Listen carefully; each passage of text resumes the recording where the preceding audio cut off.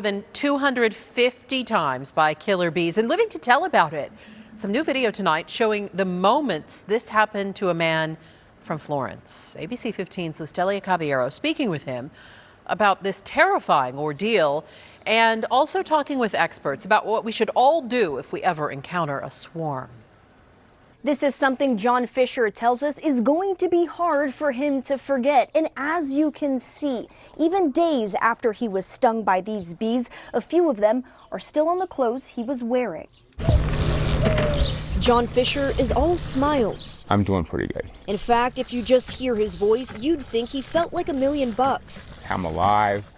I'm happy. But as you take a closer look, you'll quickly notice My mouth area is all swollen. And Fisher has signs of bee stings all over his body. Literally thousands. At least 1,000 on me and at least 2,000 or 3,000 flying around the area. Over the weekend, he was riding his wheelchair exercise bike with his dog Pippin like he usually does. My dog was tied to the front of the wheelchair with his leash. And toward the end of his hike, when Fisher was about 1 minute away from home, I thought there was a fly that was following us. I heard something buzzing, and I started, swatting at it.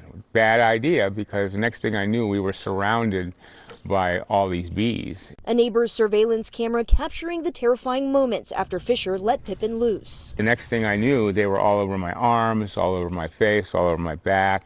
They were trying, and then it just became more and more intense. The swarm wasn't visible from the camera, but bees could be seen and heard flying near the lens. At some point, first responders rushed in. At which point, they were getting stung.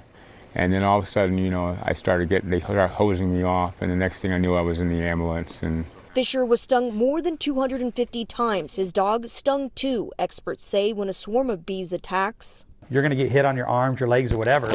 But if you just cover up your face, cover up your ears, that's what you want to protect the most. Other advice is to get inside as soon as possible or run in a straight line away from the bees. But for Fisher, that wasn't possible. He did cover up, though, which may have helped save his life. Yeah, I feel lucky that, I walked away from it. And while Pippin was on the up and up, Fisher tells us he has since taken a turn for the worse. So he started an online fundraiser to help with life-saving vet expenses. We'll have that information on our website, abc15.com.